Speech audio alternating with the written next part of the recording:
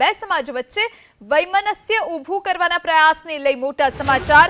ઉશ્કેરણીજનક નિવેદન કરનાર નીરુભાઈ ખસિયાએ માફી માંગી છે। આવેશમાં આવીને બોલાઈ ગયું હોવાની વાત તેમણે કહી। કોઈ સમાજ માટે રાગ દ્વેષ નથી, લાગણી દુભાઈ હોય તો માફ કરજો, બંને સમાજ સાથે છે અને રહેશે, આ વાત નીરુભાઈ ખસિયાએ જણાવી છે। તો તેમનું એક નિવેદન સામે આવ્યું હતું, તેને લઈ અને હવે તેમણે માફી માંગી।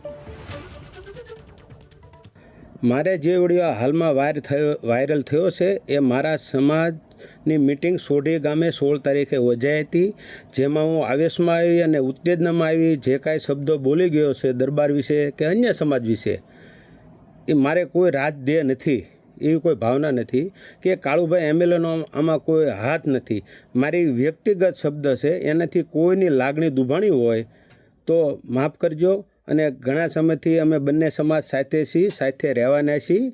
ભવિષ્યમાં શાંતિ જળવાઈ રહે તે રીતે રહીશું અને મારાથી ભૂલચૂલ કાંઈ થઈ હોય તો માફ